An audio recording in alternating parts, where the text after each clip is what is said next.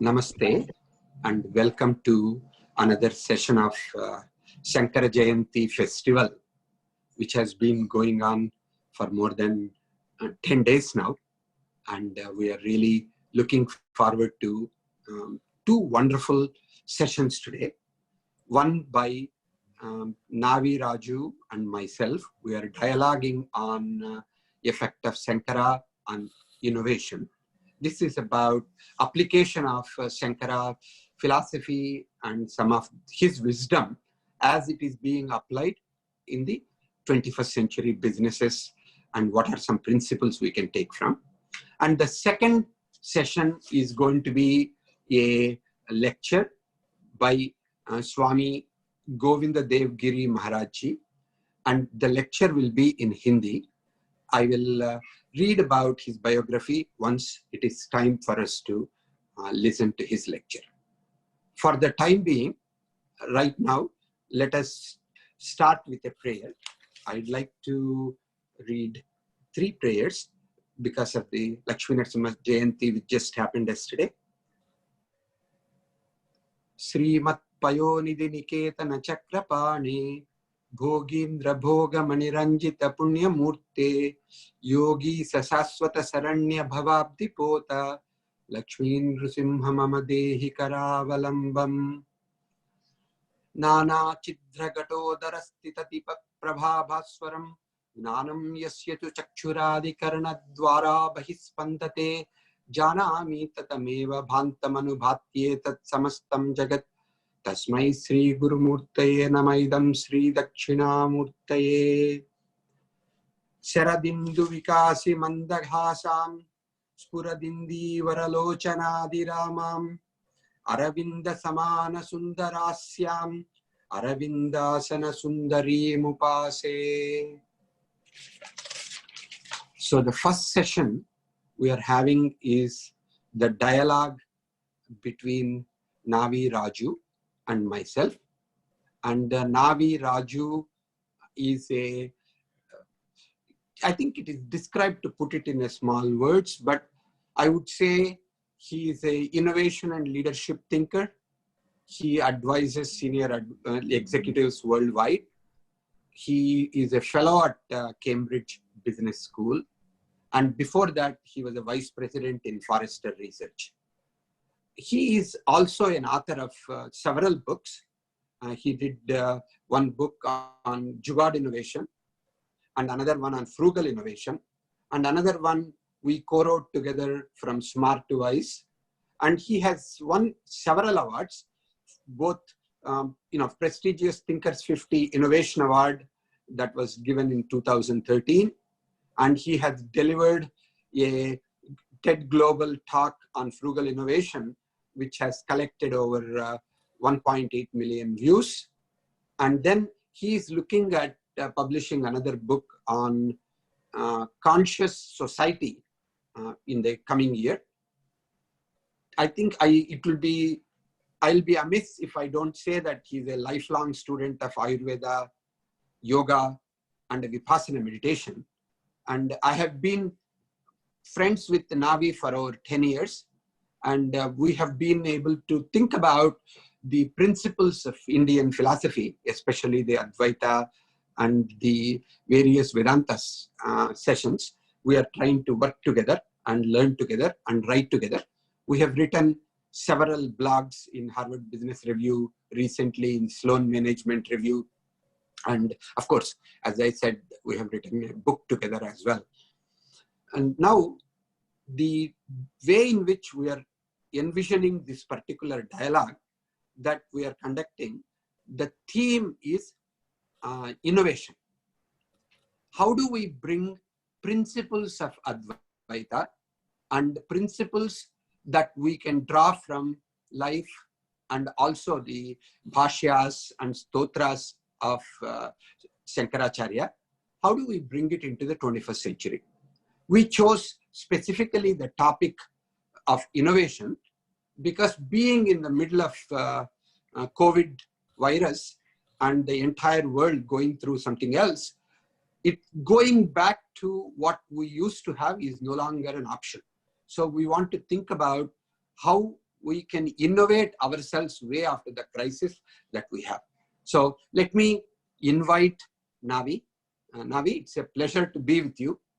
And Likewise. I'm looking forward to this dialogue. Koti, can we take away the background one, and can you project both of us, please?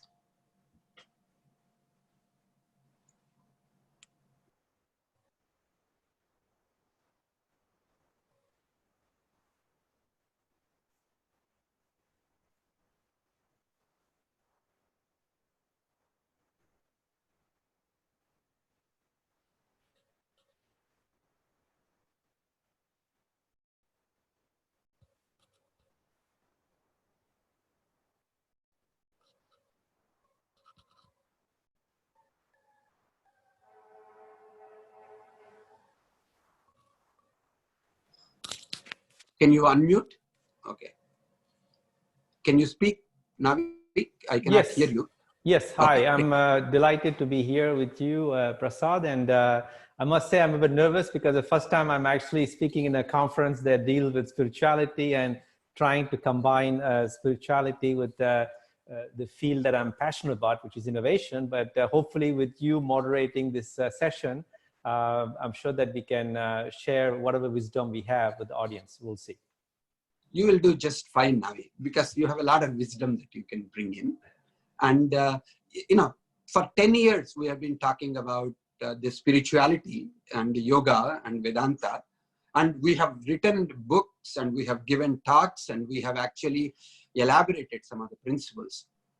So if you want, I can start off with some of the principles which I know about and which I know how we can apply it into innovation. Then maybe as I elaborate the principles, then we'll start with the dialogue. Is that all right with you? Perfect. Okay, great. When we look at Jagadguru Shankaracharya, Adi Shankaracharya, the principles which I have found to have lots of applications, especially in the area of innovation, start with his empathy and compassion. One of the stories from his life that is very well known to people who study Sankara is the way in which, when he realized that his mother had to go a long way to river Purna to get water or to take bath some of the times, he prayed river Purna so that it will actually come and flow near his house.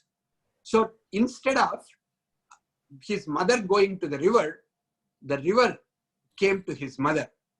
I think his karuna and his empathy is something that is extraordinary. And in the context of innovation, we say whether it is a design innovation, whether it is a jugaad innovation, whether it is a frugal innovation, any kind of innovation, we talk about the customer empathy, knowing the customer and connecting with the customer at a very deep level and wanting to solve their problems is one of the characteristics of innovation. So that is one thing which I believe we should start with. What do you think? Yes, absolutely. In my first book on Jugaad innovation, one of the principles that we identified that all Jugaad innovators share is the notion of following your heart, which is essentially listening to your heart and let that compassion drive your innovation. And during this COVID-19 crisis, we have seen actually doctors around the world actually using this compassion to come up with very ingenious, very frugal solutions. And it kind of connects to your story, Prasad, which is essentially the way I describe is that if the patient cannot go see the doctor or come to the hospital has to find a way to go meet the customer, right? Or the patient. And this is what we have seen in India, particularly. There are many great examples. I will just share two from India and then one from Italy. We have India has a big problem is the fastest growing disease in India is diabetes. And often people in the villages who are affected by diabetes, they cannot come to the city to do a retinal scan and get the diagnosis done. And it takes them 2 days to do that. One doctor, Dr. V. Mohan, who is a very famous expert in diabetics based in Chennai, has created a mobile van that actually goes to the remote villages in southern India and now even northern India, and it's equipped with equipment that enables technicians that are rural people trained locally to do these retinal scans, and then the images are sent by satellite link, uplink back to the doctors in a city, and they can actually, you know, check the images and then, you know, do a diagnosis. And so this is a way of, you know, I call it not scaling up a solution, but scaling out, you know, by distributing it across different, you know, villages in India. We also have this example from Dr. Vishal Rao, who is an oncologist in India. He operates with 4 people who lose their voice after a throat cancer because they have to remove the voice box. And in India, artificial voice box, if you want to restore voice, cost about $2,000, which is a lot of money for Indian people. So he actually created himself, out of pure compassion, artificial voice box, which cost only $1, right? And the reason he did that is because he says that, you know, speech is a right, not a privilege, because he has seen all these patients, poor people who are losing the voice, basically become socially ostracized, right? They lose the job. He couldn't stand that. So out of the compassion, as you said, he spent his weekends to, you know, he's like the pad man, right? Equivalent, you know, the medical field. But he came up with this $1 device. And then the last example, the last example is in Italy, because in the midst of COVID. So what happened is that there's a doctor who basically, what's happening in Italy is that most COVID patients are concentrated in a few regions. And because of that, they're running out of ventilators. As you know, it's a big problem.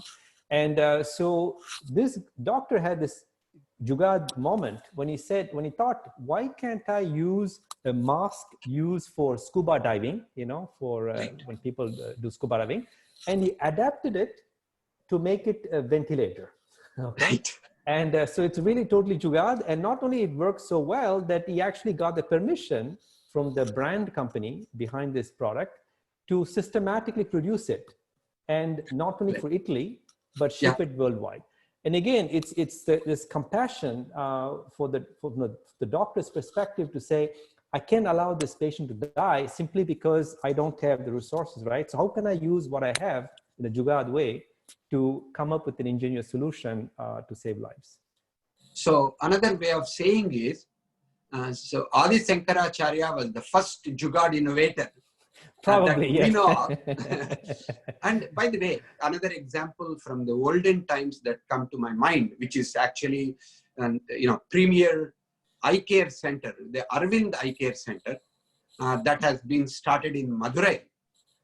The gentleman who started out essentially was a devotee of spirituality and Sri Aurobindo spirituality, and he actually started the entire Arvind Eye Care system based on his empathy. And as a Jugaad innovation, he got the house, that ancestral property, from his sister, and his, you know, 2 of them started a 11-bed hospital in their ancestral home. And now this is the largest hospital which provides, I think they took $100, $200, you know, intraocular lenses, and they provide it for like $1 or $2. They have become one of the most well-known and inexpensive, frugal innovation also comes into the picture. And they have innovated, and they are able to bring eye care, and they are able to bring eyesight to largest number of people. So that is one example. Let's take another principle. By the way, the Shankara is not only an innovator of a Jugaad nature because of his empathy. There is another story that is very well known to his disciples, that talks about his Parakaya Pravesam. the story goes that when he was having a debate with Mandana Misra, his wife, Mandana Misra's wife, being an extraordinary scholar herself, Bharati, she was the judge. When Shankara won the debate, Bharati said, "You have won over him, but because I'm his wife, I am part of his knowledge," and then asked some questions which are not generally known to sannyasis. And in some respect, you should say they are like Nishiddha kind of questions to be asked to sannyasi about Kama Sutras and Kama Shastra and some other things. But Shankara, being the innovator that he is, he did not admit defeat, but he asked for some extra time. And he went, and as he recognized that there was one king, Kasi king was just passed away, through Parakaya Pravesam, he entered his body and he learned what he needed to learn and came back and defeated Bharati. And of course, as many of the people know, Mandana Misra became one of his most famous disciples, and he's the one who came in and started the Sringeri Mutt in the south. So here is a wise innovation where he was able to come up with a very innovative way of discovering and learning what it is by giving up his own body, by giving up his sannyasi role that is connected with the body, and then going and learning what he needed to learn. What do you think about that? Can you think of some examples that you can come up with? And maybe we can see how Shankara's principles of leaving his body and letting go can be used for some innovation in 21st century. Sure, absolutely. Actually, it's a great story because you talk about the physical body, but I was listening to you thinking metaphorically, he has to leave his body of knowledge, you see, because in his body of knowledge, he didn't have the answer to that particular question, right? So you have to let go of this body of knowledge to go acquire another body of knowledge, so to speak, right? To actually know the answer. So this is what is happening during COVID, because what's happening is that many big companies are now confronted with big needs, social needs, and they require answers. Problems require answers, and they don't know how to answer because their existing body of knowledge isn't equipped to answer that. So they have to basically let go of the old form and take a new form. That means unlearn and relearn. And some companies have done extremely well with this, like the car companies, Ford and GM, you might have read. They basically temporarily shut down their factories that make cars so they can focus on adopting a new form, which is essentially learning how to make ventilators, right? They have no clue about it, but they say, well, let go of the old way of making cars and learn this new approach to making ventilators. And they are now producing ventilators. So that's a good example of letting go of the old business model, which is to use a business term, right? You let go of the old business model, the way you run business, and embrace new ways of making new things. And we have seen that also among business leaders. We realize that the corporate body, right, metaphorically, becomes a hindrance when they want to answer a calling to serve a larger purpose. A good example of that is Bill Gates, who left his position as CEO of Microsoft to start his foundation because he realized that there was a societal need, there was a calling, and he couldn't answer that calling with his existing corporate body, right? So you had to let go of that.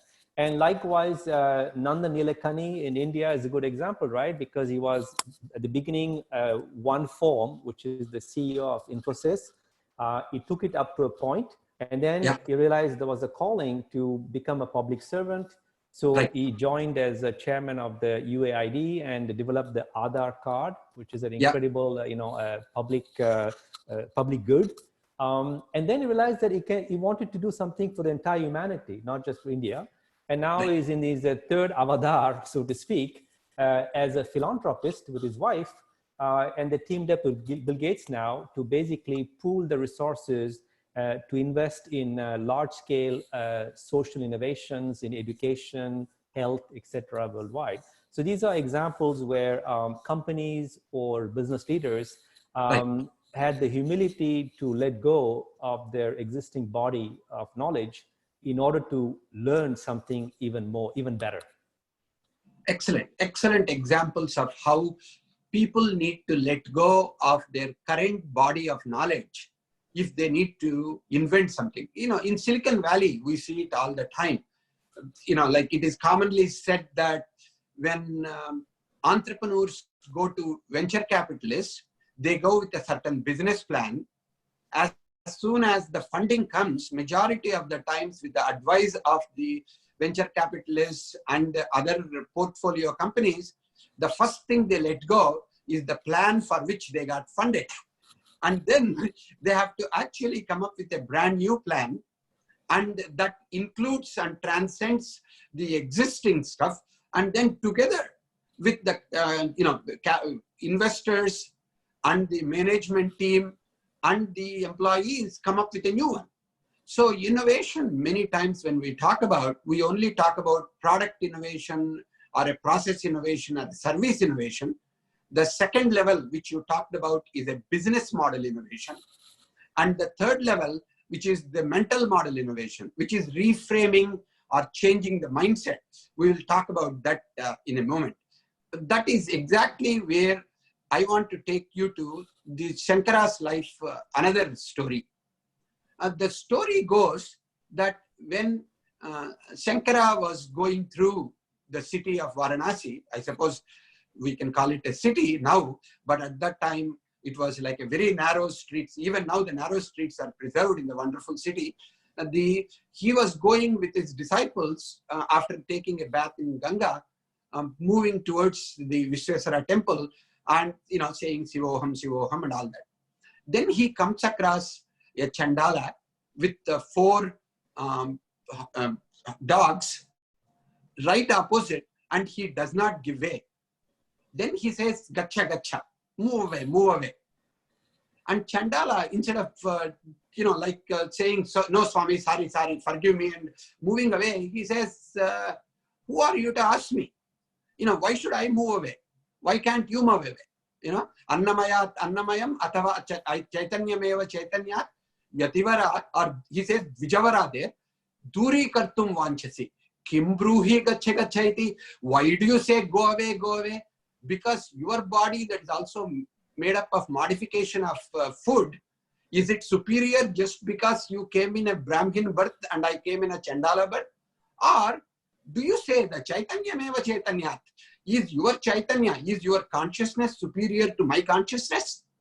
The moment he brought in some of the important philosophical arguments about the non-duality by this Chandala, immediately the Shankara becomes very humble, and he falls at the feet of this person and he says, I don't know who you are, but that is when the Manisha Panchayam comes. Jagrat Swapna Sushuptishu Sputakara Yasamvid Drumbate Ya Brahmadi Pipilikanta Tanushu Prota Jagat Sakshimi Saiva Aham Sa Yeva Aham Nacha Drusya Vastu Yati Pragnati Drusyat Chandalostu Satu Dvijostu Guruhu Ityesha Manisha Mama.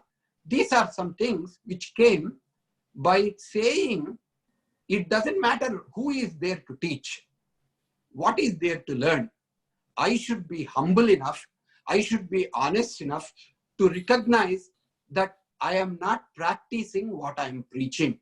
At that moment, of course, Shankara Bhagavat Pada probably created it as a context, and of course some interpretation is that Chandala is nothing but Shiva himself came to look at. But no matter what, the Shankara got reframed. Shankara got connected back to his own roots of what he is teaching. And I think this is extraordinarily important about mental model innovation, and it's also about learning and unlearning, as you just said a while ago. Can we think of such reframing and unlearning kind of mental model innovations that are occurring in the current context? Can you give me some examples? Sure. It's actually happening on a wide scale, and this is going to be something which is both exciting and, for me personally, but probably scary for a lot of existing leaders in the world, Yeah. whether it's the corporate leaders and political leaders. Because you see, in India, we have the Guru Shishya Parambara, right? The transmission of knowledge, and it has always been hierarchical, right? So we think that the Guru is the person generally older, has more knowledge, and so there's a transmission. The idea is, you know, the person rich in knowledge is giving to someone who has less knowledge, right? But what I see happen is actually, and Ravi is actually running Mentor Cloud, he knows that very well, is that it's called reverse mentoring, right?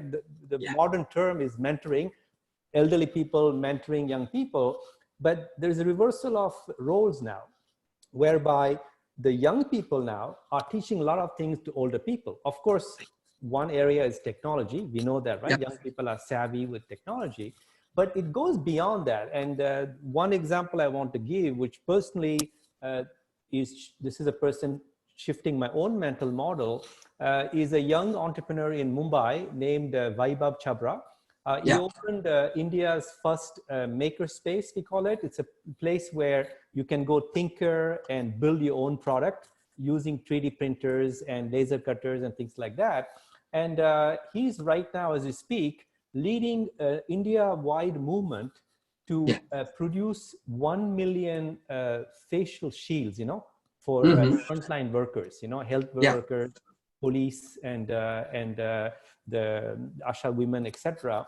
And this is done in a very collaborative way with makers across India, working nonstop, you know, with the bare hands and just a laser cutter to, you know, make the parts and then assemble them manually. And they already have shipped 600,000 masks, right? So they're close to the goal of 1 million in a few weeks. So this, you know, is barely 30, Vaibhav, and I'm close to 50. And I'm learning from him about, you know, how the young generation in India, India is, you know, half of it is below 25. They have this heightened, for the lack of a better term, right? That's why I'm writing a book on social consciousness, because they have this heightened social awareness that I think at that age I didn't have. See, I didn't have personally, but they have that. And secondly, they have this ability to not just think. They're not thinkers, they're the great minds, but they're in action, they're doers, right? So the ability to quickly organize themselves, you know, co-create new solutions to solve the pressing, you know, societal problem. I'm like, wow, I bow to that, Shankara, like, you know, I'm here to learn from you because I didn't have that at that age, right? So that's one mental model shift. And the other one I want to talk about, and this is why it's so exciting we're having this conversation now, because you, Prasad, and I have spent, you know, you spend more time than me, but I spent 15 years of my life acting as a bridge between East and West. And trying to bring Eastern ways of innovating and leading to the West. And it was very difficult. And it has always been difficult because the West was thinking as the guru, and because of the colonial past, and they felt that we in India were the former colony who is the Shishya and has to learn everything from the colonial master, right? So therefore, there was a mental resistance in the West to learn from the Southern Hemisphere. And if you look at the COVID world map, I'm sorry to say this, but it's very shocking to see that the Northern Hemisphere, right, is the most affected and not the Southern Hemisphere, right? So therefore, what we begin to see now is that there is a flexibility in the mindset now in the Northern Hemisphere, when they realize that whatever they know is not helping them, you know, deal with this COVID. So there is more openness now in the Western world to look for any solution that can work, right? Including solutions developed by Indians are being used in Italy, like test kits, you know, for COVID, etc.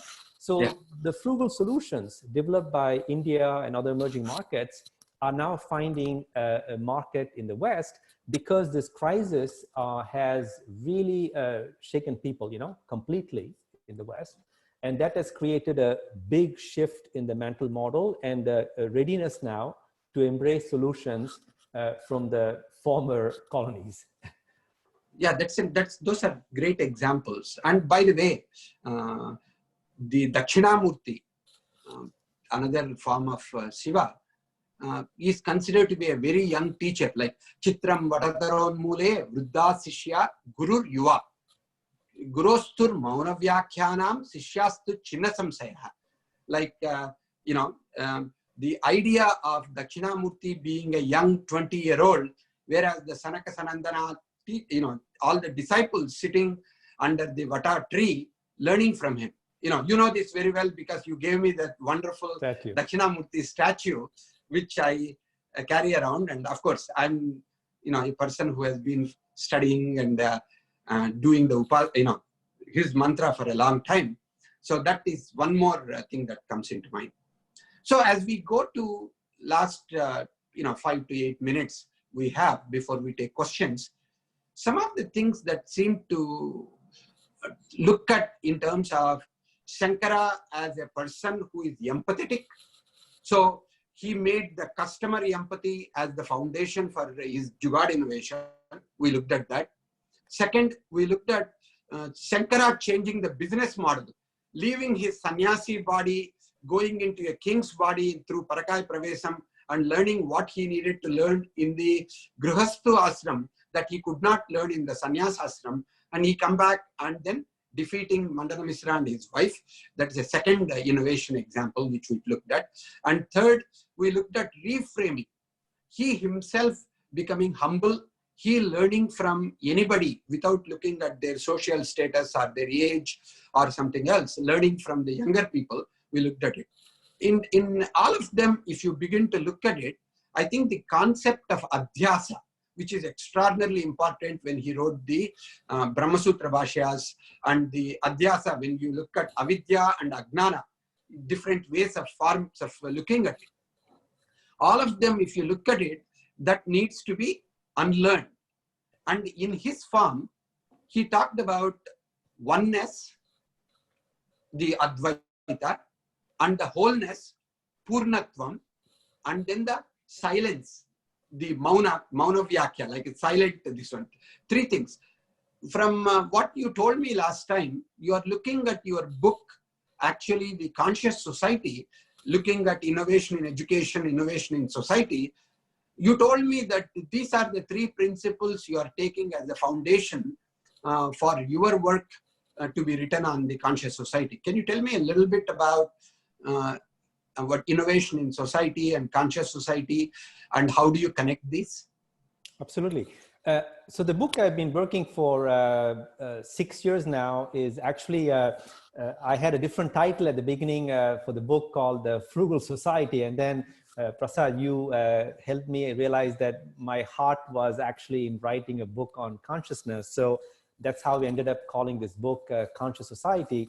And the premise of the book is that we are now living in an unconscious society which suffers from three major ailments, namely a sense of separateness.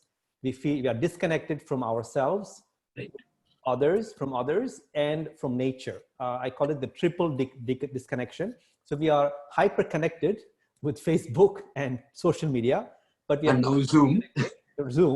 But we are zooming in, but we don't know how to zoom out. Right. Or exactly. actually, we don't know how to zoom in inside ourselves, right? To find our, our true self. Yeah. So the antidote to the sense of disconnectedness is, of course, oneness, right? So I'm looking at around the world, enlightened leaders who are trying to build a cohesive society, because right now we see with Trump, there is more division, right, in societies, no unity right now. Everywhere, polarization, right, in terms of religions, in terms of, different genders, etc. Everything is becoming polarized. So first is, how do we kind of, bring people back together? And I'm looking at examples like in New Zealand and Nordic region, where they value a lot social cohesion, right? More than individualism, like in America. And the second pillar of this conscious society is indeed the sense of wholeness, because today we overconsume because we are trying to fill a vacuum inside, right? There's an emptiness. Right. So we are suffering from a sense of emptiness within that we try to compensate by getting things from the outside world, right? Not just, consumer products, but it's the quest for, bigger title, bigger salary, more stuff. And but that's never gonna, you know, fill the sense of emptiness Yeah. within us. So that's the second thing that figure out, like, you know, I think that the sense of emptiness comes from the fact that yes, we lack that divine connection possible. Yeah. That's one answer. The second answer is because, and again, Ravi has worked a lot, and admire him for his work. I think that people are very, you know, miserable when they don't realize the fullest potential. As a matter of fact, I learned from you, Prasad, that the way you explained to me about Vedanta is about the science of maximizing human potential, right? I love that concept because that's exactly what is causing sadness in the world, because we are not aligned not only with the higher self, but with our true gifts, what we're supposed to bring to the world, right? So we're not realizing our fullest potential. So that brings us to the third ailment of today's world is restlessness, right? Right. Because we are being overwhelmed by information. We have an information overload. We are being pulled in different parts. We are getting this from parents, from teachers, do this, do that. And therefore, we don't know who to trust, right? We don't have a moral compass to guide us to make the right decisions. And then we see all these, you know, crises happening, health crisis, we have, you know, social crisis, economic crisis. So it's creating a lot of tension within people, making us highly restless. So the antidote to that will be indeed finding that stillness, right? Right. That stillness within us, so that, you know, as Krishna said to Arjuna, right? Yogastha kuru karmani. That means that you need to be rooted in your stillness, right? Like a bamboo tree, right? So even the wind blows, you're not blown away, right? So, so I'm looking at essentially, you know, how do we, of course, this has ramification in a very practical sense. In America, in New York, where I live, well, you need to have a safety net, right? Yeah. If, you know, 1/3 of the workforce is laid off and you don't have a safety net, I understand that people are restless, right? Yeah. So we need to have, you know, sound policies to address these three issues that have to do with the sense of separateness, disconnection, this idea of being, you know, feeling emptiness, and then the sense of restlessness. And the answer to that is a society that is conscious, that actually enables the qualities of oneness, fullness, and stillness. Excellent, excellent. So when we think about some of these to be written in the conscious society, I thought maybe we should wind down some of it and we'll take questions. I just want touch a couple of points from my perspective. These are more from the life of Shankaracharya.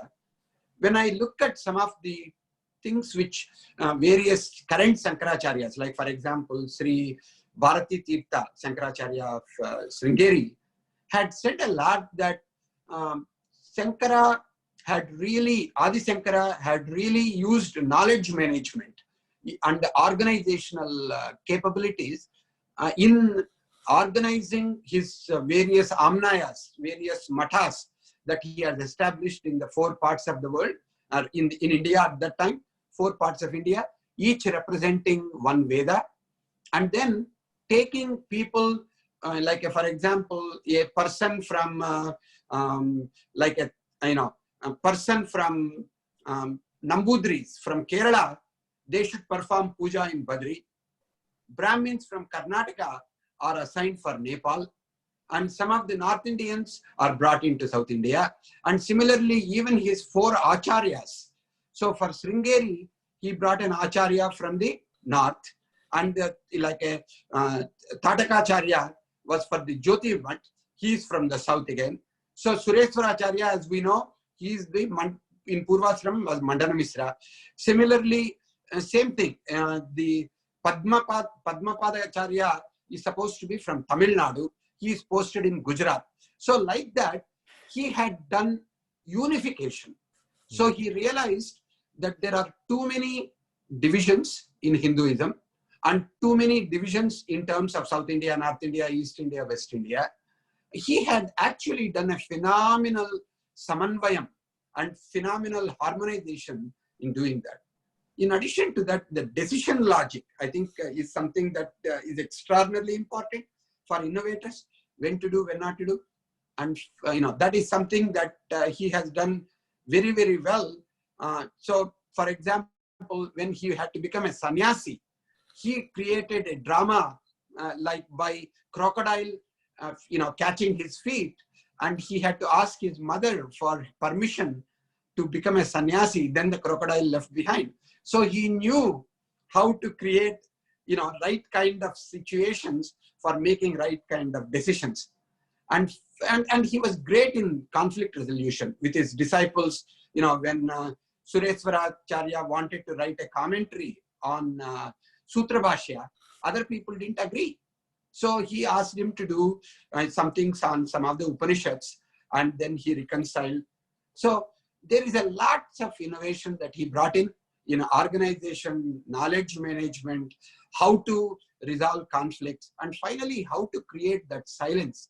Like somebody said, silence is the gap between what hits you and what you learn from it and what you create. So if learning is what you breathe in, creativity is what you breathe out.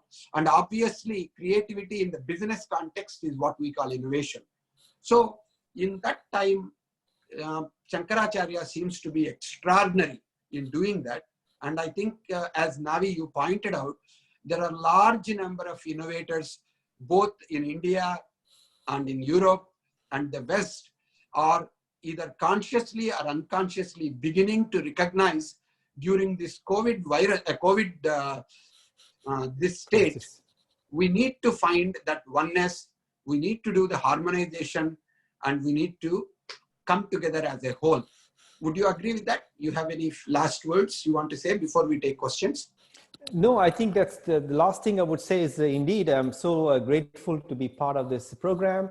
And the idea of oneness, I myself, I was born and raised in India. I'm a French citizen. I'm also an American citizen. So I'm trying to become whole myself, right? And find the oneness.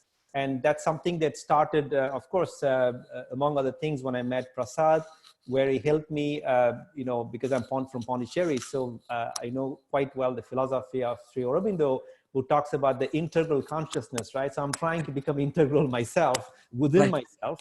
And the oneness, definitely in the COVID situation, is critical, because this is what I call a problem without borders, right? Yeah. We didn't have in a long time such problems without borders that affect everyone, women, men, rich, poor, black, white, yellow, brown color, everyone is affected. So I think this is creating a unity consciousness, a sense of oneness.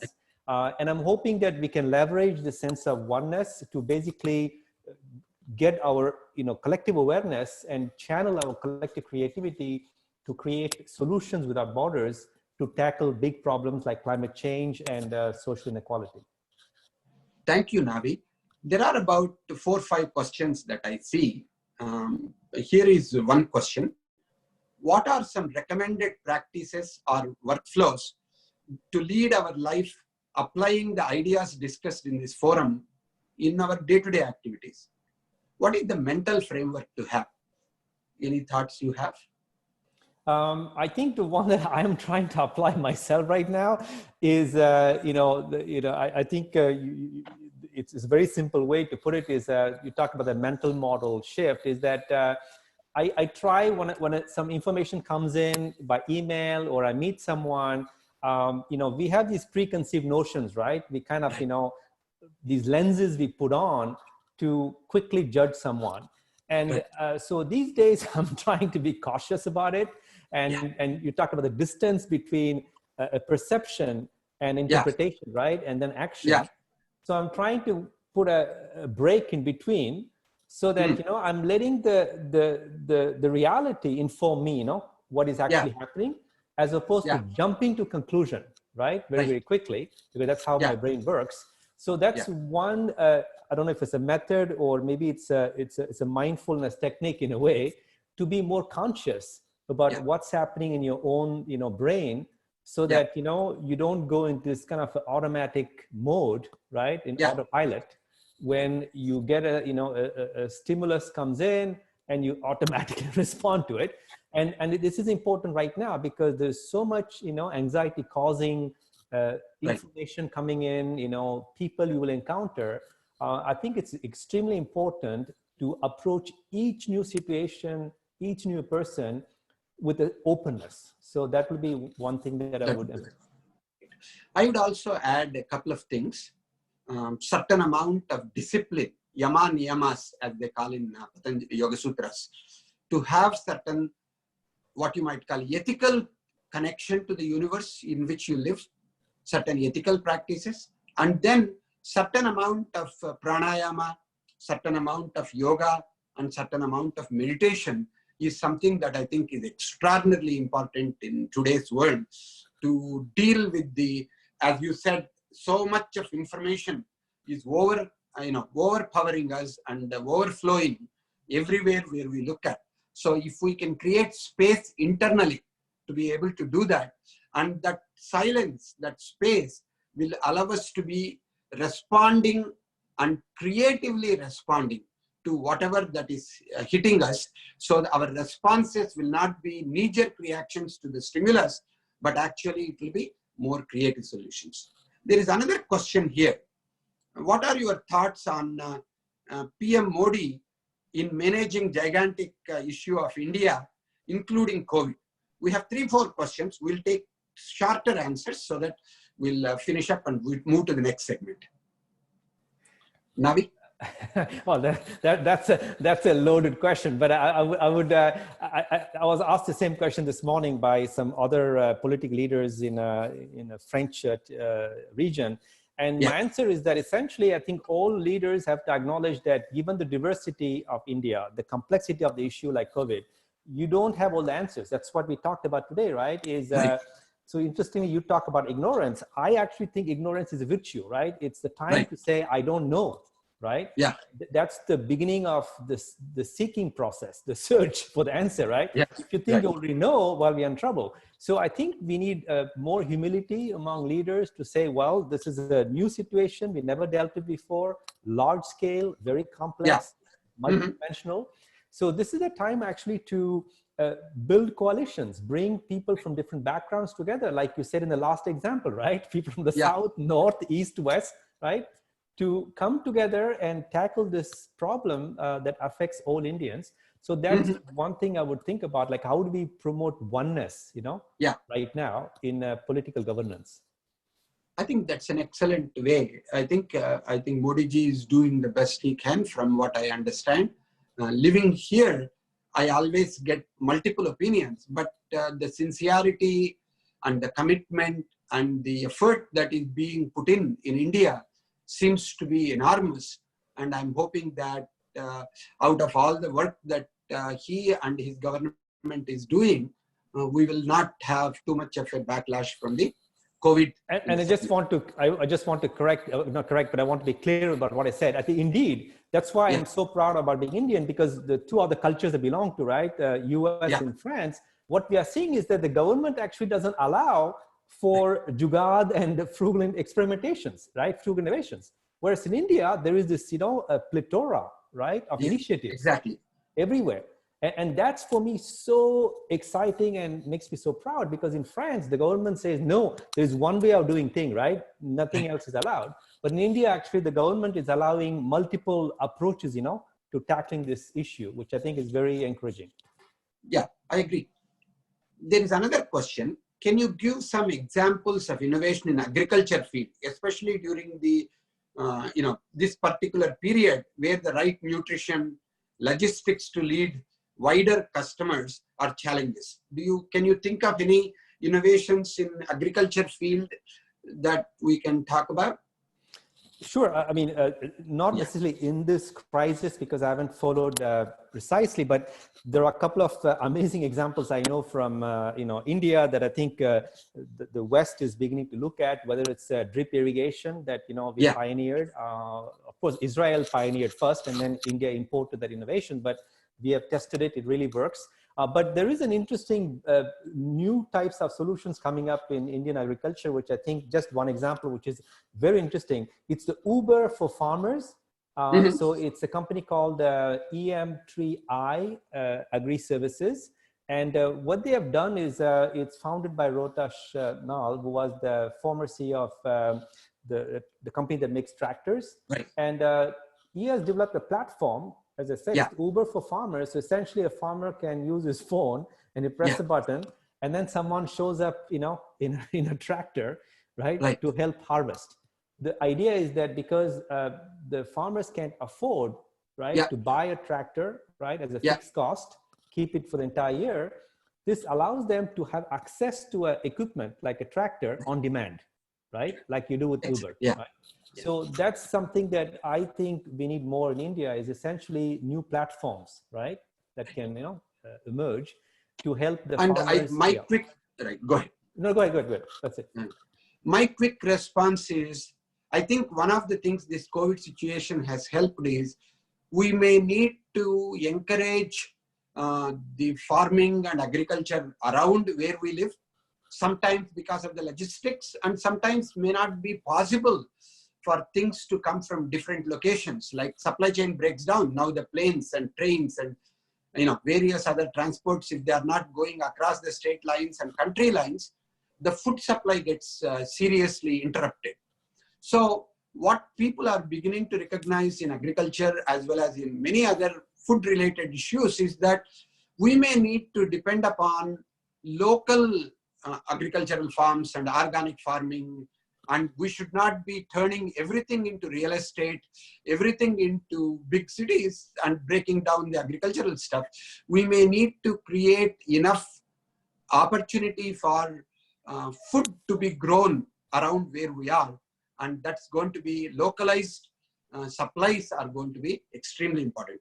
So with that, I have some comments which I want to just quickly read, especially these are from the founder of Indic Academy, Harikiran Garu. So he says, Para Apara framework of knowledge is again innovation. Yeah, Para being focusing on the transcendental and Apara focusing on the materialistic is again about innovation, so that we don't have to contradict our experience with the knowledge of consciousness. I think that's a very valid point. There are a couple of other comments. Neti framework, not that what we call a reductio absurdum, which is in the Pramana Shastras, it comes as an Anumana Pramana. This is a good framework for precursor for innovation. Only when we discard the existing models can we become, can the innovation come into focus. So integration of forms of worships also into Six Sigma model. These are some things which are very interesting ways of integrating the knowledge from our Vedanta and from our heritage into current ways of Six Sigma or ninjas and various other approaches that it can do. So any comments on what Sri Harikiran says? No, I think I would just concur with that. I was just kind of smiling because the Nedi, I use that always, in my own thinking and also advising companies, because that's exactly that, right? You have to say like, not this, because that's what they're familiar with, right? So they always reapply the existing knowledge on new situations. So you have to indeed allow them to disidentify, right? One of the things that happens with oneness is that you let go of all your identifications, right? Till you come to who you actually are. And the same problem happens with companies. They get so identified that they think that, I am a company that makes this product, right? I'm in this industry, right? And what's happening right now is that you have to completely discard your identity, right? And say, this is not who I am, this is not who I am. And you keep letting go of everything you think you are, right? And then suddenly you realize that what is your essence, right? The only way you can find your essence if you essentialize, I call it, your life, right? By letting go of everything that is non-essential, right? And that's very difficult for a lot of people and companies to do, but I think it's very rewarding, because I think the thing I always smile when I look at the West and India is that the reason I think people don't do the neti is that, like an onion, they're afraid that, when you peel off everything, all the layers, what's left is nothing. And the nothingness is zero, right? We invented zero. So we are very familiar and we think zero is the source of everything. But in the West, zero is a scary number. So I agree. I think it went off excellent, Navi. Thank you for your wonderful, wonderful answers. Thank you for having me. Because we did a lot of words, if we can just do a prayer for a minute and complete it, and I'll move on to the next segment. And after this, we will, you can take off the video. Please stay on and listen to the next lecture as well. Okay. Sarve bhavantu sukinaha, sarve santu niramaya, sarve bhadrani paschyantu, ma kaschit dukkha bhag bhavet. Om Shanti Shanti Shanti. Sri Guru Pyo Namaha. Hari Om.